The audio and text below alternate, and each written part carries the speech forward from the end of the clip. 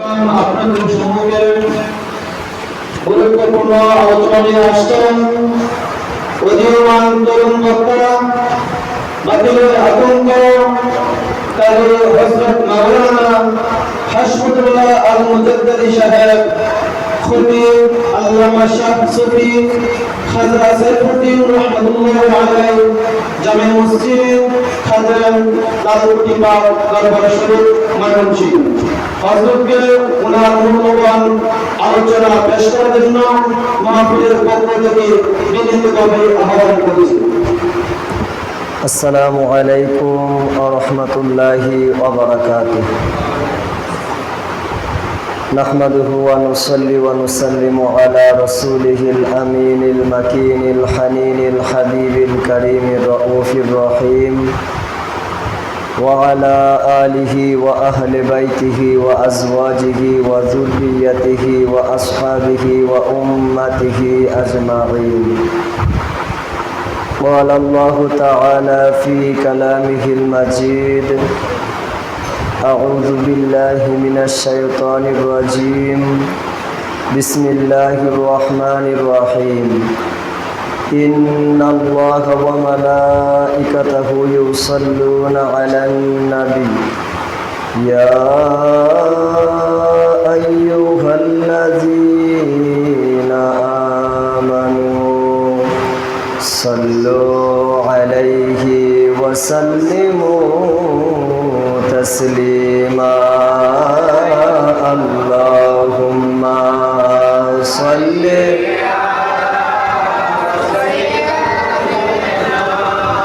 مولانا محمد وعلى آله مولانا محمد لا إله حجر لا إله إلا الله لا إله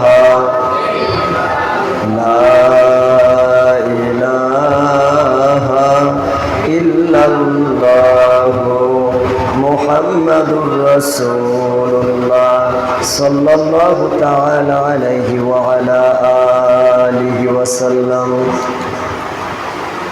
আলহামদুলিল্লাহ, সর্বপ্রথম শুকরিয়া আদায় করছি যে মহান আল্লাহ পাক রব্বুল আলামিন আজকে আমাদেরকে শুহাদায়ে কারবালার স্মরণে মাহফিলে আসার বসার তৌফিক দান করেছেন।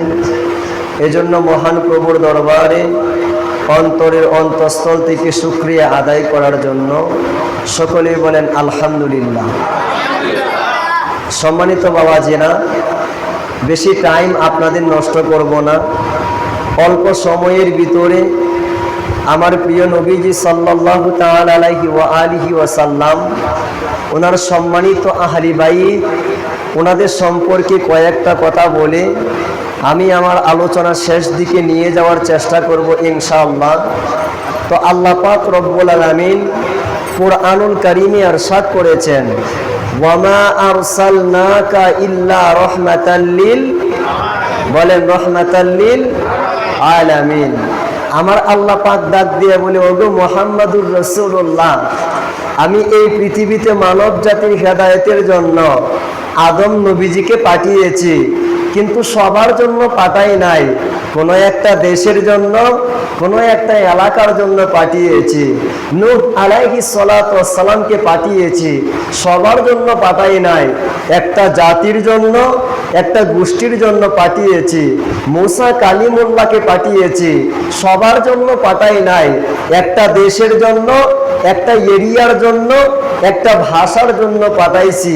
কিন্তু আপনি নবী রহমাতুল লিল আলামিন, আপনার পরিচয়, আপনাকে পাঠানোর যে বিষয়টা রয়েছে সবার থেকে আলাদা। আমি আল্লাহ পাক রব্বুল আলামিন যত সৃষ্টি করেছি সমস্ত সৃষ্টির জন্য আপনি নবী রহমাতুল লিল, বলেন না রহমাতুল লিল আলামিন।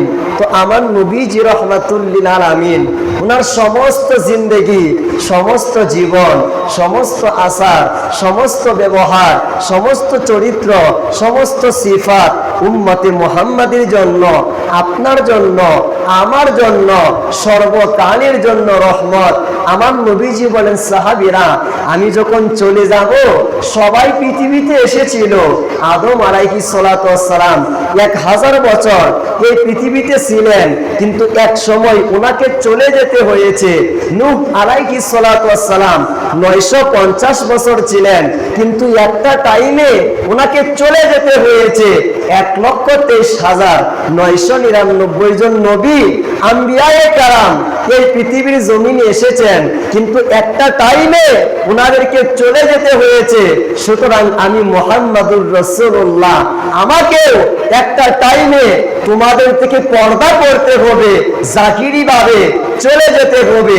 সাহাবায়ে কেরাম বলি, ইয়া রাসূলুল্লাহ, আদম নবী গিয়েছেন, শীষ নবী এসেছেন, শীষ নবী গিয়েছেন, নূহ নবী এসেছেন, নূহ নবী গিয়েছেন, মুসা নবী এসেছেন, মুসা নবী গিয়েছেন, ঈসা নবী এসেছেন, কিন্তু আপনি নবী চলে যাবেন। আপনি চলে গেলে আপনার উম্মতকে হেদায়েত দেখানোর জন্য আর তো কোনো নবী আসবে না, আর তো কোনো রাসূল আসবে না। তাহলে এই উম্মতকে হেদায়েতের রাস্তা কে দেখাবে? ঈমানের রাস্তা কে দেখাবে? এই উম্মতকে রহমতের রাস্তা কে দেখাবে? আমলের রাস্তা কে দেখাবে? নূরের রাস্তা কে দেখাবে? জান্নাতের রাস্তা কে দেখাবে? আমার নবীজি বলেন, আমি চলে যাব, নবী আসবে না, রাসূল আসবে না, কিন্তু আমি তোমাদের কাছে 4 জন ব্যক্তিকে রেখে গেলাম। একদিকে মা ফাতেমা, আরেকদিকে মওলা আলী, আরেকদিকে ইমাম হাসান, আরেকদিকে ইমাম হুসাইন। তোমরা এই 4টা মানুষকে অন্তরের মানুষ বানাইবা, তোমাদের চেহারা তাসাব্বুরে শায়খ বানাইবা, এই 4টা মানুষকে আদর্শ বানাইবা।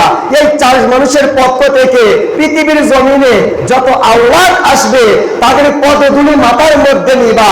তাহলে নবী লাগবে না, রাসূল লাগবে না, কিয়ামত পর্যন্ত আমার উম্মতের হেদায়েতের জন্য এই 4 জন যথেষ্ট হয়ে যাবে। জবান খুলে বলেন না সুবহানাল্লাহ। তো আমার নবীজি রাহমাতুল লিল আলামিন সমস্ত উম্মতের হেদায়েতের জন্য রেখে গেছেন কয়জন? বলেন না, রেখে গিয়েছে কয়জন? 4 জন। তো আমার নবীজি রাহমাতুল লিল আলামিন উনি ইরশাদ করেছেন, আনা মিন হুসাইন ওয়া হুসাইনু মিন্নি। এই সাহাবায়ে কেরাম উম্মতে মুহাম্মাদি, আমার এবং হুসাইনের মাঝে কোনো পার্থক্য করিও না। আমি হুসাইন থেকে হয়েছি, হুসাইন আমার থেকে হয়েছে। বললাম, ইয়া রাসূলুল্লাহ, আপনি কি বলেন এটা? আমরা জানি ইমাম হুসাইন মওলা আলীর সন্তান, ইমাম হুসাইন মা ফাতিমাতুজ জাহরার সন্তান, কিন্তু আপনি বলতেছেন হুসাইন আপনার থেকে হয়েছে, আপনি হুসাইন থেকে হয়েছেন। বিষয়টা বুঝলাম না। আমার নবীজি ডাক দিয়ে বলেন, শোনো, হুসাইন হযরত আলীর সন্তান হইতে পারে, হুসাইন মা ফাতিমাতুজ জাহরার সন্তান হইতে পারে, কিন্তু সাহাবায়ে কেরাম যখন হুসাইনের দিকে তাকাইবে আলীর কথা মনে পড়বে না, ফাতিমার কথা মনে পড়বে না, ডাইরেক্ট আমি নবীজির চেহারার কথা মনে পড়বে। উম্মতে মুহাম্মাদি যখন হুসাইনের কথা আলোচনা করবে তখন চরিত্রগুলা ফাতেমার মতো দেখবে না, চরিত্রগুলা মওলা আলীর মতো দেখবে না, বরং হুসাইনের চরিত্র ডাইরেক্ট আমি নবীর মতো হবে। অর্থাৎ হুসাইনের চরিত্র ডাইরেক্ট নবীর মতো, হুসাইনের আদর্শ ডাইরেক্ট নবীর মতো, হুসাইনের চেহারা ডাইরেক্ট নবীর মতো।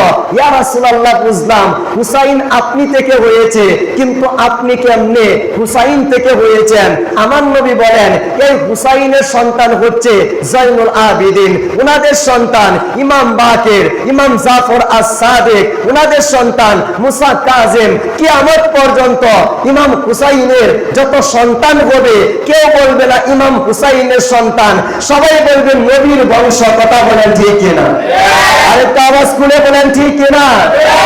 তাহলে নবী আমার হুসাইন থেকে, হুসাইন আমার নবী থেকে। বাবাজিরা, আমি মৌলা হুসাইন সম্পর্কে কয়েকটা কথা বলার চেষ্টা করব। এর আগে আপনাদেরকে বলে যাই, এই মুহররম মাসে যারা কারবালার ময়দানকে স্মরণ করার জন্য, আহলে বায়াতকে স্মরণ করার জন্য কেউ যদি বক্তব্য দেয়, কেউ যদি বক্তব্য শুনে, কেউ যদি মাহফিল করে, কেউ যদি মাহফিলে বসে, কেউ যদি তাবারক করে, কেউ যদি তাবারক গ্রহণ করে, এবং এই সব কিছুর মাধ্যমে চারজন ব্যক্তির মহব্বত, মা ফাতিমাতুজ জাহরা, মাওলা আলী, মাওলা হাসান, মাওলা হুসাইন, এই চারজন ব্যক্তির মহব্বত যদি অন্তরে রাখতে পারে, আমার নবীজি বলেন যারা এই চারজন ব্যক্তির মহব্বত অন্তরের ভিতরে রাখতে পারবে, আমি নবীজি বলে গেলাম আল্লাহ পাক তাদেরকে এই দুনিয়ার জমিনে 9টা পুরস্কার দান করে দিবেন। আরেকটা আওয়াজ খুলে বলেন না সুবহানাল্লাহ। তো মৌলা হাসানকে মহব্বত করলে, মৌলা হুসাইনকে মহব্বত করলে, মা ফাতিমাকে মহব্বত করলে, মৌলা আলীকে মহব্বত করলে, তাদের মহব্বতের কারণে 10 মুহররমে অনুষ্ঠান করলে, মুহররম মাসে অনুষ্ঠান করলে, মাহফিলের আয়োজন করলে, মসজিদের মধ্যে বক্তব্য দিলে, তাবারকের আয়োজন করলে, মানুষকে জমা করলে, মিলাদ মাহফিলের আয়োজন করলে, পুরস্কার ঘোষণা দিয়েছেন রহমাতুল্লিল, বলেন না রহমাতুল্লিল। আমার নবীজি বলেন এই চারজন ব্যক্তির মহব্বত যদি তোমার অন্তরে থাকে, তোমার 1 নাম্বার পুরস্কার, মান মাতা আলা হুব্বে আলে মুহাম্মাদিন মাতা শাহিদান, যেই উম্মত হাসান হুসাইনকে ভালোবাসবে, মাওলা আলী মা ফাতেমাকে ভালোবাসবে, আমার আল্লাহ পাক ওই উম্মতের ইন্তেকাল শহীদের ইন্তেকাল হিসেবে কবুল করবেন। আমার নবীজি বলেন ওয়া মাতা তাইবান, যেই উম্মত পাকে পাঞ্জাতনকে মহব্বত করিবে, মাওলা আলী মা ফাতিমাকে মহব্বত করিবে, ইমাম হাসান হুসাইনকে ভালোবাসবে, ওই ব্যক্তির ইন্তেকাল তওবাকারীর ইন্তেকাল হিসেবে কবুল হয়ে যাবেন। আমার নবীজি বলেন মাতা মাগফুরাল লাহু, যেই ব্যক্তি মাওলা হাসান মাওলা হুসাইনকে মহব্বত করবে, মা ফাতিমা মাওলা আলীকে মহব্বত করবে, আমার আল্লাহ পাক কোনো না কোনো সিস্টেমে ওই ব্যক্তির গুনাহগুলা মাফ করে দিবেন। আমার নবীজি আরো বলেন ওমান মাতা আলা হুব্বে আলে মুহাম্মাদিন মাতা মুস্তাকমিলাল ঈমান, যেই ব্যক্তি এই চারজনকে ভালোবাসবে, আমার আল্লাহ পাক ওই ব্যক্তিকে পরিপূর্ণ ঈমান সহকারে ইন্তেকালের ব্যবস্থা করে দিবেন। আমার মদিনার কামলিওয়ালা নবীজি আরো ইরশাদ করেছেন বাশশারাহু মালাকুল মাউতে বিল জান্নাহ সুম্মা মুনকারু ওয়ান নাকির, যাদের অন্তরে মাওলা হাসানের মহব্বত থাকবে, মাওলা হুসাইনের মহব্বত থাকবে, মা ফাতিমার মহব্বত থাকবে, মাওলা আলীর মহব্বত থাকবে, এদের সামনে আজরাইল চেহারা বিকট নিয়ে যাইতে পারবে না, ভয়ঙ্কর চেহারা নিয়ে উপস্থিত হবে না, বরং এই চারজন ব্যক্তিকে যারা ভালোবাসবে আজরাইল তাদের কাছে জান্নাতের সার্টিফিকেট নিয়ে যাবে। জবান খুলে বলেন না সুবহানাল্লাহ। আমার মদিনার কামলিওয়ালা নবীজি বলেছেন যারা মাওলা হাসানকে ভালোবাসবে, মাওলা হুসাইনকে ভালোবাসবে, মা ফাতিমাকে ভালোবাসবে, মাওলা আলীকে ভালোবাসবে, সুম্মা মুনকারু ওয়া নাকির, এদের কবরে ঝামেলা হবে না, সমস্যা হবে না, আযাব হবে না, প্রশ্ন হবে না। আমার নবীজি আরো ইরশাদ করেছেন ফুতিহালাহু ফি কবরিহি বাবানে ইলাল জান্নাহ, যারা মুহররমকে ভালোবাসবে, 10 তারিখকে ভালোবাসবে, কারবালাকে ভালোবাসবে, হুসাইনকে ভালোবাসবে, জয়নুল আবিদিনকে ভালোবাসবে, এদের কবর থেকে আমার আল্লাহ পাক জান্নাত পর্যন্ত 2টা দরজা খুলে দিবেন। আমার নবীজি আরো ইরশাদ করেছেন জাহালাল্লাহু কবরাহু মাযার মালাইকাতির রাহমা, যারা হুসাইন হুসাইন করবে, আলী আলী করবে, ফাতিমা ফাতিমা বলবে, যারা হাসান হাসান বলবে, আমার আল্লাহ পাক কাল কিয়ামতের ময়দান তো অনেক দূরের কথা, ওই ব্যক্তির কবরটা কুল কায়নাতের যত ফেরেশতা আছে সমস্ত রহমতের ফেরেশতার জন্য মাজার বানায়া দিবেন। আমার নবীজি আরো বলেন ইয়াজিফু ইলাল জান্নাতি কামা তাজিফুল গুরুসা ইলা বাইতে যাওজিহা, এই উম্মতে মুহাম্মাদি হাসানকে ভালোবাসো, হুসাইনকে ভালোবাসো, মাওলা আলীকে ভালোবাসো, মা ফাতিমাকে ভালোবাসো, এদের জন্য আয়োজন করো, এদের জন্য মাহফিল করো, এদের জন্য কনফারেন্স করো, এদের জন্য মসজিদের মধ্যে বক্তব্য দাও, এদের মহব্বতে চোখের পানি ছাড়ো।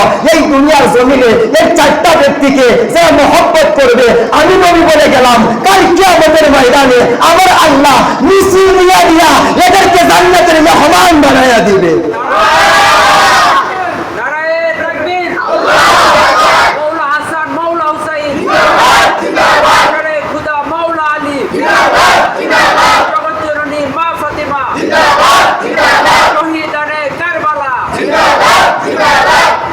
ও বাবাজিরা, এবার বলেন তো, এই 10 মুহররম আসলে আমরা কি ভাগাভাগি করব নাকি সবাই একসাথে মিলে হুসাইন বলবো? দরকার আছে না নাই? আরেকটা আওয়াজ খুলে বলেন, দরকার আছে না নাই? পুরস্কারের ঘোষণা দিয়েছেন রহমাতুল্লিল, আরেকটা আওয়াজ খুলে বলেন রহমাতুল্লিল। তো আমি আমার হুসাইনের কথা বলি, আপনারা শুনতে রাজি আছেন না নাই? আল মুস্তাদরাক আলা সহিহাইন 4118 নম্বর হাদিস। মৌলা হুসাইন সম্পর্কে জানেন এবং শোনেন। আমার নবীজির কাছে নবীজির একজন মহিলা সাহাবী হযরত উম্মে ফাজল বিনতে হারেস, উনি এসেছি, ইয়া রাসূলুল্লাহ, গত রাতে একটা স্বপ্ন দেখলাম, আপনাকে বলার জন্য এসেছি, কিন্তু স্বপ্নটা অনেক ভয়ঙ্কর স্বপ্ন। আমার নবীজি বলেন, উম্মে ফাজল বিনতে হারেস, কি স্বপ্ন দেখেছ একটু আমাকে খুলে বলো। উম্মে ফাজল বিনতে হারেস বলি, ইয়া রাসূলুল্লাহ, স্বপ্নটা কেমনে বলি? ইন্নাহু শাদীদুন, এই স্বপ্ন তো অনেক কঠিন স্বপ্ন। আমার নবীজি বলেন, একটু বলো না কি দেখেছ? তখন উম্মে ফাজল বিনতে হারেস বলি, ইয়া রাসূলুল্লাহ, আমি গত রাতে স্বপ্নে দেখলাম আমি ঘুমাইতেছি, হঠাৎ করে আপনার শরীর থেকে এক টুকরা মাংস মোবারক, এক টুকরা গোশত মোবারক আপনার শরীর থেকে আলাদা হয়ে আমার কুলের মধ্যে এসে পড়ে গেছে। জবান খুলে বলেন না সুবহানাল্লাহ। এই স্বপ্ন বলার পরে আমার মদিনার কামলিওয়ালা নবীজি বললেন, উম্মে ফাজল বিনতে হারেস, তুমি মারাত্মক স্বপ্ন দেখো নাই, ভয়ঙ্কর স্বপ্ন দেখো নাই, রাআইতি খায়রান, অনেক উত্তম একটা স্বপ্ন দেখেছ। আরে তুমি যে রাতের মধ্যে দেখলা আমার শরীর থেকে এক টুকরা গোশত আলাদা হয়ে তোমার কুলের মধ্যে পড়ে গেছে, এটার হাকিকত সম্পর্কে শোনো। ইনশাআল্লাহু ইবনাতি ফাতিমাতু তালিদু গুলামান, আল্লাহ পাক ইচ্ছা করলে আমার ফাতেমার কোলে এক কচিরেই কিছুদিন পরে একজন সন্তান এই পৃথিবীর জমিনে আসবে, আর সেই সন্তানের লালন পালনের দায়িত্ব তোমার উপরে পড়বে, তোমার কোলে সেই সন্তান বড় হবে। উম্মে ফাজল বিনতে হারেস বলেন, এর কিছুদিন পরে মা ফাতিমাতু জাহরার ঘরে ইমাম হুসাইন জন্মগ্রহণ করেছেন। আর আমি বুঝতে দেরি করি নাই, ইমাম হুসাইনের পরিচয় সাধারণ কোনো পরিচয় না, বরং ইমাম হুসাইন আমার দয়াল নবীর শরীরের অংশ। কথা বলেন ঠিক কিনা? বাবাজিরা, মদিনার কামলিওয়ালা নবীজির শরীর মোবারকের অংশের নাম হচ্ছে হুসাইন। অংশের নাম বলেন না, অংশের নাম হুসাইন। মাওলা হুসাইন রাদিয়াল্লাহু তাআলা আনহু আলাইহিস সালাতু ওয়াস সালাম এই পৃথিবীর জমিনে এসেছেন। আপনার যখন সন্তান দুনিয়াতে আসে, আসার পরে ডান কানে আযান, বাম কানে ইকামত হয় কি হয় না? বলেন, একামত হয় কি হয় না? তো আপনারা যারা পড়ালেখা পারেন না, আপনারা মসজিদ থেকে ইমাম সাহেব এনে, মুয়াজ্জিনকে এনে ডান কানে আযান দেওয়ান, বাম কানে একামত দেওয়ান, কিন্তু আমার মৌলা আলীর চাইতে বড় কোনো আলেম আসেনি বাবা? নাই। সাহাবায়ে কেরামের মাঝখানে নাই নাই নাই, কেউ নাই। বাদে খুদা, বাদে নবী, সবচেয়ে বড় আলী আলী আলী আলী আলী, মৌলা আলীর মতো নাই নাই নাই। আমার নবীর পরে আর কেউ, কথা বলেন, নবীর পরে আর কেউ নাই। তো মৌলা আলী আলাইহিস সালাতু ওয়াস সালাম, ওনার সন্তান জন্মগ্রহণ করলো, আযান দেওয়ার কথা মৌলা আলীর, ইকামত দেওয়ার কথা মৌলা আলীর। নবীজি বলে, আলী রে, সন্তানটা তোমার, আযান তোমাকে দেওয়ার দরকার নাই, ইকামত তোমাকে দেওয়ার দরকার নাই, আপনি খুলতে পারেন। আবু দাউদ শরীফের 5105 নম্বর হাদিস, আযানা রাসূলুল্লাহ সাল্লাল্লাহু তাআলা আলাইহি ওয়া আলিহি ওয়া সাল্লামা ফি উযুনিল হাসানি ওয়াল হুসাইনে। ইমাম হাসান ইমাম হুসাইন যখন জন্মগ্রহণ করেছে, আমার নবী সরাসরি হাসান হুসাইনের ডান কানে আযান দিয়েছেন, বাম কানে ইকামত দিয়েছেন। আপনারা 7 দিনের মাথায় সন্তান হওয়ার কারণে আনন্দের জন্য আপনারা আকিকা করেন, শুকরিয়া আদায় করার জন্য আপনারা আকিকা করেন। আকিকা কিন্তু নানা করে না, আকিকা দাদা করে না, আকিকা করে বাবা, আকিকা করে মা। কিন্তু আমার নবীজি বলেন, আপনি খুলতে পারেন সুনান ইবনে মাজাহ 4219 নম্বর হাদিস। আমার নবীজি ডাক দিয়ে বলেন, আকা রাসূলুল্লাহ সাল্লাল্লাহু তাআলা আলাইহি ওয়া আলিহি ওয়া সাল্লামা আনিল হাসানি ওয়াল হুসাইনি বি কাফশাইনে কাফশাইন। সাহাবায়ে কেরাম বলে, শোনো, সন্তান হয়েছে আলীর, সন্তান হয়েছে ফাতেমা, কিন্তু আলীও আকিকা দেয় নাই, ফাতেমাও আকিকা দেয় নাই, আকিকা দিয়েছে ডাইরেক্ট রহমাতুল লিল, বলেন না রহমাতুল লিল আলামিন। এবার আসুন, মৌলা আলীর চেহারা কার মতো, ইমাম হাসানের চেহারা কার মতো, ইমাম হুসাইনের চেহারা কার মতো? বুখারী শরীফের 3750 নম্বর হাদিস খুলতে পারেন। আবু বকর সিদ্দিক রাদিয়াল্লাহু তাআলা আনহু আসরের নামাজের পরে মা ফাতিমাতুজ জাহরার হুজরার পাশ দিয়ে যাচ্ছেন। হঠাৎ করে তাকিয়ে দেখেন ইমাম হাসান খেলা করতেছে। উনি আদর করে ইমাম হাসানকে কাদের মধ্যে নিলেন। কাদের মধ্যে নিয়ে মাওলা হাসান সম্পর্কে ইমাম মৌলা আলীর কাছে বলতেছেন, আলী রে, সন্তানটা তোমার, সন্তানটা ফাতেমার, কিন্তু ওয়াকালা বি আবি শাবিহুন বিন নবী। এই আলী, ইমাম হাসানের চেহারা, ইমাম হুসাইনের চেহারা তোমার মতো হয় নাই, ফাতেমার মতো হয় নাই, ডাইরেক্ট মদিনার রাসূলের মতো হয়েছে। বলেন, তাদেরকে মহব্বত করার দরকার আছে না নাই? আর যুগে যুগে যারা আহলে বায়াত পাকে পাঞ্জাতন, দেখবেন ওনারা যদি কোন রাস্তা দিয়ে চলাচল করে মানুষ সাইড করে দেয়, এগুলা দেখে একদল সহ্য করতে পারে না। তখন বেদাত বলে, আদাত বলে, তিনাত বলে, 12 হাত বলে, মাজার পূজারি বলে, বন্ধ বলে, বলতে পারে, কুকুর ঘেউ ঘেউ করতে পারে, কিন্তু হাতির কোনো কিছু আসে যায় না। কথা বলেন, আরেকটা আওয়াজ খুলে বলে। মৌলা হাসানের চেহারা, মৌলা হুসাইনের চেহারা এমন উজ্জ্বল ছিল। ইমাম ইবনে কাসির আল বিদায়া ওয়ান নিহায়া 8ম খণ্ডের 158 নং পৃষ্ঠার মধ্যে লিখতেছে, ওয়া কানা ইযা ওয়াফা বিল বাইতি ইয়াকাদুন নাসু ইয়াহতুমুনাহুমা। এই উম্মতে মুহাম্মাদি হাসান হুসাইনের চেহারার সৌন্দর্য কেমন ছিল একটু শোনো শোনো শোনো শোনো। মাওলা হাসান, মাওলা হুসাইন, এই দুইজন ব্যক্তি যখন কাবা শরীফ জিয়ারত করার জন্য যাইতো, মাওলা হাসান, মাওলা হুসাইন যখন কাবা শরীফটা জিয়ারত করার জন্য যাইতো, তখন সমস্ত হাজী সাহেবেরা কাবা শরীফের জিয়ারত বাদ দিয়ে হাসান হুসাইনের চেহারার দিকে তাকিয়ে থাকতো। এই সৌন্দর্যের কোনো তুলনা হইতে পারে? বলেন না, তুলনা হইতে পারে? তো আমার নবীজি রাহমাতুল লিল আলামিন, উনি যখন কোনো একটা বাহনের উপরে উঠেন, ঘোড়ার মধ্যে উঠেন, গাধার মধ্যে উঠেন, খচ্চরের মধ্যে উঠেন, হাতির উপরে উঠেন, উনি যখন উটের উপরে উঠেন, সামনে থাকতো হাসান, পিছনে থাকতো হুসাইন। আমার নবীজি রাহমাতুল লিল আলামিন, উনি যখন নতুন জামা পরতেন, জামার এক সাইডে থাকতো হাসান, আরেকটা সাইডে থাকতো হুসাইন। আমার নবীজি রাহমাতুল লিল আলামিন যখন খেলা করতেন, পিঠের মধ্যে থাকতো হাসান, পিঠের মধ্যে থাকতো হুসাইন। আমার নবীজি রাহমাতুল লিল আলামিন নামাজের সিজদায় গিয়েছেন, 10 মিনিট চলে যায়, 15 মিনিট চলে যায়। সাহাবীরা মনে মনে চিন্তা করে, আমার রাসূল মনে হয় আল্লাহর দরবারে চলে গিয়েছে, তাহলে আমার নবীজি রাহমাতুল লিল আলামিন সিজদা থেকে মাথা তুলে না কেন?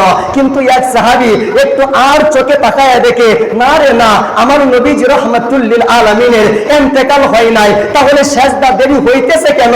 আমার নবীজি সিজদায় পড়ে আছেন। ওই সিজদারত অবস্থায় আমার নবীজির পিঠ মুবারকের উপরে মাওলা হাসান বসে আছে, মাওলা হুসাইন বসে আছে। আমার নবীজির নামাজ কমপ্লিট হয়ে গেল। সাআলান নাসু, আমার না সাহাবায়ে কেরাম মদিনার কামনে ওলা নবীজিকে বলে, ইয়া রাসূলুল্লাহ, 10 মিনিট চলে যায়, 15 মিনিট চলে যায়, আপনি হাসান হুসাইনকে পিঠের মধ্যে নিয়ে নামাজ পড়েন। আমরা যদি আমাদের নাতিদেরকে নিয়ে এইভাবে নামাজ পড়ি, তাহলে কি আমাদের নামাজ হবে? আমার নবী বলেন, না রে না সাহাবায়ে কেরাম, তোমরা যদি তোমাদের নাতিদেরকে নিয়ে ইচ্ছা কইরা এইভাবে নামাজ পড়ো, তোমাদের নামাজ হবে না, তাহলে আপনার নামাজ কেমনে হয়েছে? আমার নবীজি বলেন, শোন শোন শোন, আমি হাসান হুসাইনকে যত ভালোবাসি, ফাতেমা হাসান হুসাইনকে যত ভালোবাসে, আলী হাসান হুসাইনকে যত ভালোবাসে, এর চাইতে আমার আল্লাহ হাসান হুসাইনকে বেশি ভালোবাসে। আমি সিজদায় পড়েছি, আমার উপরে হাসান হুসাইন উঠেছে। আল্লাহ বলে, বন্ধু, আপনি সিজদা থেকে মাথা তুলবেন না, হাসান হুসাইন যতক্ষণ না পর্যন্ত খুশি হইবে আপনি সিজদায় পড়ে থাকেন। জবান খুলে বলেন না সুবহানাল্লাহ। বলেন তাদের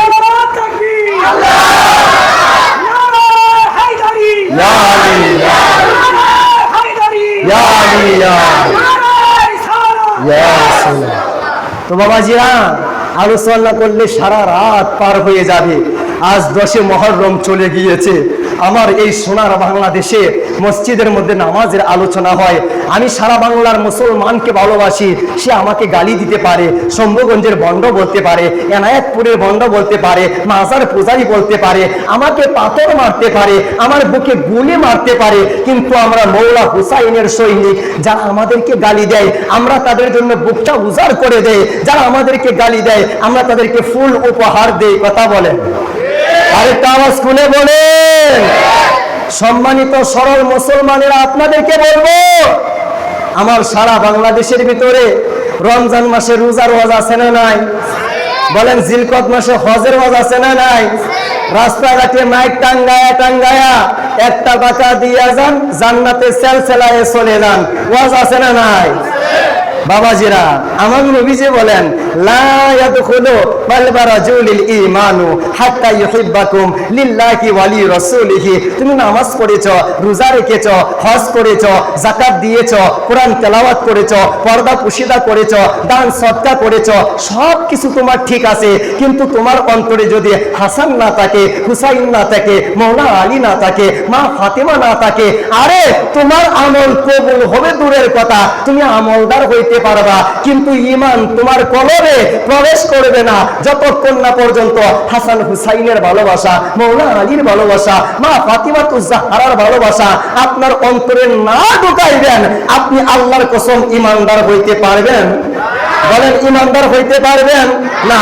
এর দ্বারা বোঝা যায় নামাজের চাইতে বড় ফরজ হচ্ছে হাসান হুসাইনকে ভালোবাসা, রোজার চাইতে বড় ফরজ হচ্ছে মৌলা আলী মা ফাতিমাতুজ জাহরাকে ভালোবাসা। নামাজের আলোচনা করেন 12 মাস আমাদের কোনো বাধা নাই, রোজার আলোচনা করেন 11 মাস আমাদের কোনো বাধা নাই, হজের আলোচনা করেন 11 মাস আমাদের কোনো বাধা নাই, কিন্তু মনে রাখবেন আমার মৌলা হুসাইন সম্পর্কে ডক্টর আল্লামা ইকবাল বলেছেন, ইসলাম জিন্দা होता है हाय हर কারবালা কি বাদ। এই সারা পৃথিবীর মুসলমান ইসলাম জিন্দা হয়েছে। মৌলা হুসাইন যদি শির না দিত, শাহাদাত বরণ না করত, নিজের জীবন না দিত, তোমার মসজিদ মসজিদ থাকতো না, তোমার নামাজ নামাজ থাকতো না, তোমার হজ হজ থাকতো না, তোমার যাকাত যাকাত থাকতো না। তো ও আমার মুসলমান ভাইয়েরা, যে মৌলা হুসাইন জীবন না দিলে নামাজ থাকে না, রোজা থাকে না, হজ থাকে না, যাকাত থাকে না, তাহলে এই মুহররম মাসের ভিতরে যে সকল ইমাম সাহেবেরা, খতিব সাহেবেরা মিম্বরের মধ্যে ওইটা হুসাইনের কথা না বইলা নামাজের কথা বলে, রোজার কথা বলে, হজের কথা বলে, যাকাতের কথা বলে, বুঝতে হবে এদের নামাজ রোজা ঠিক থাকলেও কলবের ভিতরে ইমানের ভিতরে জন্ডিস হয়েছে। কথা বলেন ঠিক কিনা? বাবাজিরা, আপনি মৌলা হুসাইন সম্পর্কে বলেন না কেন? আমার মৌলা হুসাইনের জন্য আমার নবীজি রহমাতুল লিল আলামিন যত ফোঁটা চোখের পানি ছেড়েছেন, এত ফোঁটা চোখের পানি মনে হয় অন্য কোন সাহাবীর জন্য ছাড়ছে? কথা বলেন, সাহাবীর জন্য ছাড়ছে না।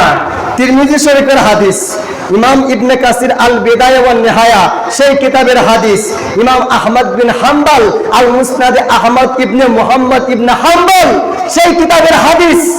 আমার নবীজি রহমাতুল্লিল, রাগ করতেছেন আপনারা? কারা কারা রাগ করতেছেন একটু হাত তুলেন। নারায়ে তাকবীর, নারায়ে রিসালাত, নারায়ে হায়দারি। আরেকটু বলেন না, নারায়ে হায়দারি, নারায়ে হায়দারি। বাবাজিরা, আমার নবীজির একজন স্ত্রী ছিলেন, ওনার নাম হচ্ছে মা উম্মে সালামা রাদিয়াল্লাহু তাআলা আনহা। আমার নবীজি স্বপ্ন দেখার পরে কারবালার কিছু মাটি মা উম্মে সালামার হাতের মধ্যে দিলেন। হাতের মধ্যে দিয়া বলেন, উম্মে সালামা, যখন দেখবা এই বোতলের মাটিগুলা লাল হয়ে গেছে, তখন বুঝবা আমার হুসাইন কারবালায় শহীদ হয়ে গেছে। জবান খুলে বলেন না সুবহানাল্লাহ। এর দ্বারা বোঝা যায় আমার নবীজি এলমে গায়েব জানে কি জানে না? বলেন, জানে কি জানে না? মৌলা হুসাইন শহীদ হয়েছে দয়াল নবীজির ইন্তেকালের 50 বছর পরে, অথচ আমার নবীজি মৌলা হুসাইনের শাহাদাতের 50 বছর আগেই খবর দিয়েছে হুসাইন আমার কারবালায় শহীদ হবে। এর দ্বারা বোঝা যায় আমার নবী যা জানে অন্য নবীরাও তা জানে না। তো আমার নবীজি বললেন, উম্মে সালামা, যখন দেখবা মাটিগুলা লাল হয়ে গেছে তখন বুঝবা আমার হুসাইন শহীদ হয়ে গেছে। মুহররম মাসের 10 তারিখ 61 হিজরির সময় মা উম্মে সালামা ঘুমাইতেছিলেন, ঘুম থেকে হঠাৎ করে চিৎকার দিয়েছেন, ইন্না লিল্লাহি ওয়া ইন্না ইলাইহি রাজিউন। ওনার পাশে যারা ছিল তারা বলে, মা আপনি হঠাৎ করে ইন্না লিল্লাহ পড়তেছেন কেন? উনি তাড়াতাড়ি কোনো কথার উত্তর না দিয়ে বোতলের কাছে গিয়েছেন, দেখে মাটির কি অবস্থা। উনি তাকায় দেখেন মাটিগুলো লাল হয়ে গেছে, তখন চোখ থেকে পানি ঝরতেছে। হাই রে হাই, আমার হুসাইন কারবালার ময়দানে শহীদ হয়ে গেছে। উনি পাগলের মতো কান্নাকাটি করতেছেন। সাহাবীরা বলে, মা আপনি চোখের পানি ছাড়তেছেন কেন? মা উম্মে সালামা বলেন, আমি শুধু চোখের পানি ছাড়ি না, আমি একটু আগে ঘুমাইছিলাম, ঘুমাইয়া দেখলাম আমার নবীজি রাহমাতুল লিল আলামিন পাগলের মতো দেখা যায়। আমার নবীজির মাথার মধ্যে মাটি লেগে আছে, আমার নবীজির দাড়ি মুবারকের মধ্যে মাটি লেগে আছে। আমি বললাম, ইয়া রাসূলুল্লাহ আপনার অবস্থা এমন কেন? আমার নবীজি বলে, এই মাত্র আমার হুসাইনকে কারবালার ময়দানে শহীদ করে দেওয়া হয়েছে, আমি নবীজি রওজায় থাকতে পারি নাই হুসাইনকে দেখার জন্য। হুসাইনের রক্তগুলা আমার হাতে নেওয়ার জন্য কারবালার ময়দানে চলে গিয়েছি। জবান খুলে বলেন না সুবহানাল্লাহ। মা উম্মে সালামা বলেন, আমি নবীজিকে দেখলাম, নবীজি বলেছেন আমি হুসাইনের শাহাদাত দেখার জন্য কারবালার ময়দানে গিয়েছি। মা উম্মে সালামা কিন্তু আরেকটা কথা বলেছিলেন। কি কথা? নবীজির দাড়ির মধ্যে মাটি লেগে আছে, নবীজির মাথা মুবারকের চুলের মধ্যে মাটি লেগে আছে। এবার আপনারা একটা কথা চিন্তা করেন, কোন একটা ব্যক্তি যদি কারবালার ময়দানে দাঁড়িয়ে থাকে তাহলে কি তার দাড়ির মধ্যে মাটি লাগার কথা না? কোন একটা ব্যক্তি যদি কারবালার ময়দানে দাঁড়িয়ে থাকে তাহলে তার চুলের মধ্যে মাটি লাগার কথা না। মাটি কখন লাগে? যখন একটা মানুষ কাঁদতে কাঁদতে মাটির মধ্যে গড়াগড়ি করে, তখন তার দাড়ির মধ্যে মাটি লেগে যায়, তার চুলের মধ্যে মাটি লেগে যায়। এর দ্বারা বোঝা যায় আমার নবীজি রাহমাতুল লিল আলামিন 10 মুহররম কারবালার ময়দানে যখন দেখেছেন ইমাম হুসাইনকে শহীদ করা হচ্ছে, আমার নবীজি চুপ থাকতে পারলেন না, চোখের পানি হাকিয়ে রাখতে পারলেন না। আমার নবীজি রাহমাতুল লিল আলামিন কারবালার ময়দানে গড়াগড়ি করেছেন, গড়াগড়ি করে কান্নাকাটি করেছেন। বাবাজিরা, এই 10 মুহররম আমার নবীজি কারবালার ময়দানে মাটির মধ্যে গড়াগড়ি করেন, অথচ এই মুহররম চলে যায়, আমাদের মসজিদে মুহররমের কোনো আলোচনা হয় না, হুসাইনের কোনো আলোচনা হয় না। মা ফাতিমাতুজ জাহরাকে আমার নবীজি আরশাদ করেছেন, ফাতিমা সাক্ষী থাকবা, তোমার উম্মত, তোমার হুসাইন যখন শহীদ হবে তখন আমি বেঁচে থাকবো না, হাসান বেঁচে থাকবে না, আলী বেঁচে থাকবে না, তুমি ফাতিমাও বেঁচে থাকবে না, কিন্তু মনে রাখো হুসাইনের জন্য কান্নাকাটির রূপ অভাব হবে না। আমার পাগল উম্মতেরা 10 মুহররম চলে আসলে চোখের পানি ছেড়ে দিবে, পাগলের মতো হয়ে যাবে, বাড়িঘর ভুলে যাবে, স্ত্রী সন্তান ভুলে যাবে, সবকিছু ভুলে যাবে, আনন্দ ভুলে যাবে, হুসাইন হুসাইন বলে কান্নাকাটি করবে। ফাতেমা যে সকল উম্মতেরা ইমাম হুসাইনের জন্য চোখের পানি ছাড়বে, এরা যদি পুরুষ হয় আমি নবী শাফায়াত করব, আর এরা যদি মহিলা হয় তাহলে তুমি ফাতেমা শাফায়াত করে জান্নাতের মেহমান বানায়া দিবে। এবার বলেন বাবাজিরা, সেই মৌলা হুসাইনের জন্য চোখের পানি ছাড়ার দরকার আছে না নাই? আরেকটা আওয়াজ খুলে বলেন, দরকার আছে না নাই? সমস্ত মুসলমানদের পায়ে হাত রেখে বলে যায়, বাবাজিরা আমার মৌলা হুসাইন একমাত্র তোমার নাজাতের জন্য কারবালার ময়দানে জীবন দিয়েছেন। তুমি যদি আসল উম্মত হয়ে থাকো আমাকে গালি দিতেছো সমস্যা নাই, বন্ড বলতেছো সমস্যা নাই, আরে আমাকে বন্ড বলো না, কিন্তু তুমি হুসাইনকে ভালোবাসো, 10 মুহররমকে ভালোবাসো। কারবালার ময়দানের কথা স্মরণ করে অন্তত 9 তারিখ 10 তারিখ 2টা রোজা রাখার চেষ্টা করিও।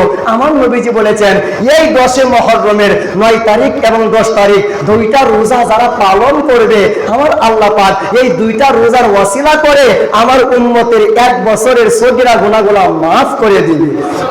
সমস্ত এলাকাবাসীর কাছে আমার একটা আরজি থাকবে, মা বোনেরা আমার মাওলা হুসাইনের প্রেমে যে চোখের পানি সারে, আমার মুর্শিদ চানের জবান থেকে শুনেছি, আমার মুর্শিদ চান বলেছে হুসাইনের প্রেমে যার চোখ থেকে এক ফোঁটা চোখের পানি বের হয়ে যায়, ওই ব্যক্তিটাকে জাহান্নামে ঢোকানো তেমন অসম্ভব যেমন করে দুধ দোহাইলে ওই দুধ আবার গাভীর বাতের মধ্যে ঢোকানো অসম্ভব, তেমন করে মাওলা হুসাইনের প্রেমে এক ফোঁটা চোখের পানি যার চোখ থেকে বের হয়ে যাবে, আমার আল্লাহ পাক ওই ব্যক্তির জন্য 7টা জাহান্নামের আগুন হারাম করে দিবেন। আমরা যেন সেই মৌলা হুসাইন পাকের শিক্ষা, কারবালার শিক্ষা, কারবালা যদি না হইতো সত্য মিথ্যা পার্থক্য হইতো না। আরে কারবালা যদি না হইতো তাহলে সবাই বুঝতেন যে নামাজ পড়লেই মনে হয় মুসলমান, রোজা রাখলেই মনে হয় মুসলমান, কিন্তু কারবালা প্রমাণ করে দিয়েছে নামাজ 22,000 এজিদিরাও পড়েছে, নামাজ 72 জন হুসাইনাওরা পড়েছে। আরে 72 জনের নামাজ 22,000-এর নামাজ, পার্থক্য কোনটা? আমার মৌলা হুসাইন বলে যারা নামাজ পড়ে কিন্তু অন্তরের ভিতরে হুসাইন তাকে, লা সিজদাতুন ওয়াহিদাতুন খায়রুম মিনাদ দুনিয়া ওয়া মা ফিহা, এদের এক একটা সিজদা কাল কিয়ামতের ময়দানে 7 আসমান জমিনের চাইতে বড় দামি হয়ে যাবে। কিন্তু যারা নামাজ পড়ে এই মুহররম মাস আসলে বলে হুসাইনের দোষ ছিল, ইয়াজিদের কোনো দোষ নাই, ইয়াজিদের অনেক প্রশংসা করে মঞ্চের মধ্যে উল্টা বক্তব্যের মাধ্যমে, মসজিদের মাধ্যমে, মিম্বরের মাধ্যমে ইয়াজিদের প্রশংসা করে। আমার নবীজি ইরশাদ করে দিয়েছেন, আল্লাহ পাক আয়াতে কারিমা নাজিল করে দিয়েছেন, ফাওয়াইলুল লিল মুসাল্লিন, উম্মত রে নামাজ পড়াও জাহান্নামে চলে যাইবে যদি তোর ভিতরে হুসাইনের প্রেম না থাকে। কথা বলেন ঠিক কিনা? আল্লাহ পাক রব্বুল আলামিন আমাদের কথাগুলো বোঝার তৌফিক দান করুন। ওয়া মা আলাইনা ইল্লাল বালাগ। আসসালামু আলাইকুম ওয়া রাহমাতুল্লাহি ওয়া বারাকাতুহু।